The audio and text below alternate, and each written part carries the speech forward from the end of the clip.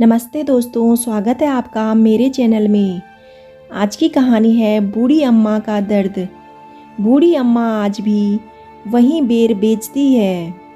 वामिका को याद आते हैं वो प्यार भरे बचपन के दिन। वामिका एक छोटे से गांव की लड़की है, लेकिन एक छोटे से गांव की होकर भी वह मेहनत करके इंजीनियर बन गई है। वामिका को पढ़ाई के बाद अच्छी नौकरी मिल गई। वामिका ने अपने पिता के गांव में 5 तक पढ़ाई की। वहां के स्कूल में पढ़ने के बाद पिता और उनके भाइयों में ज़मीन को लेकर विवाद हो गया, जिसके कारण वामिका और उसके परिवार को गांव छोड़ना पड़ा। पिता एक छोटे से शहर में आ गए। मेहनत मजदूरी कर बेटी को पढ़ाया। आज वामिका एक अच्छी नौकरी करके अच्छे पैसे कमा रही है। बचपन की कुछ बातें होती हैं जो हमें जीवन भर याद रहती हैं। कई बातें होती हैं जिन्हें सोचकर फिर से हमारा मन खुश हो जाता है। वामिका की भी एक ऐसी ही याद है। वामिका गांव में रहती थी। तब उनके स्कूल के बाहर एक बूढ़ी अम्मा बेर की टोकरी लेकर बैठती थी और वह 1 रुपये में नमक मिर्च लगाकर बहुत सारे बेर दे दिया करती थी।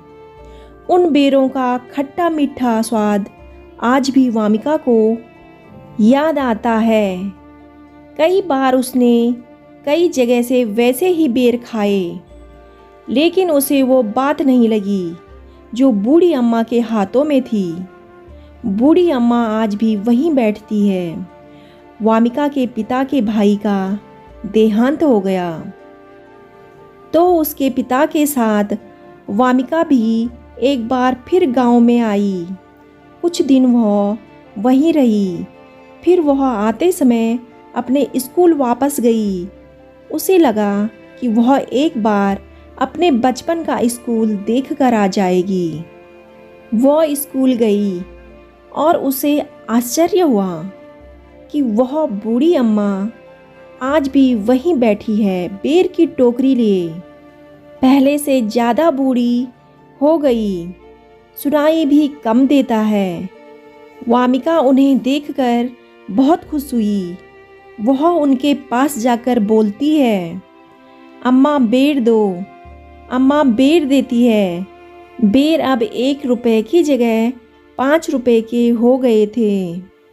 वामिका ने उन्हें 500 का नोट दिया। अम्मा लड़खड़ाती जुबान से बोली, बेटी इतने में तो मेरी 20 टोकरी आ जाएगी। वामिका अम्मा के पास बैठ गई। कहा, अम्मा रख लो। इतने साल आपके बेर की बहुत याद आई। अम्मा का दर्द बूढ़ी अम्मा की आंखों में दिख रहा था। बूढ़ी अम्मा बोली, बेटी 20 साल से मैं यहाँ बैठती हूँ। कभी कोई तुम्हारी तरह आ जाता है तो अच्छा लगता है, वरना मुझे तो कब के मेरे बच्चे भी भूल गए।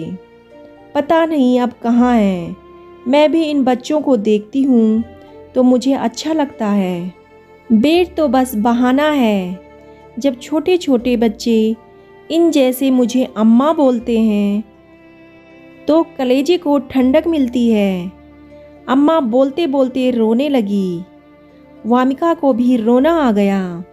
वामिका बोलती है, अम्मा अब तुम्हारी यह बच्ची तुम्हारा ख्याल रखेगी। वामिका ने अपने गांव के रिश्तेदार से बोलकर अम्मा के रहने का इंतजाम करवा दिया था। वामिका की मदद से अम्मा को अब खाने और रहने की कोई परेशानी नहीं है।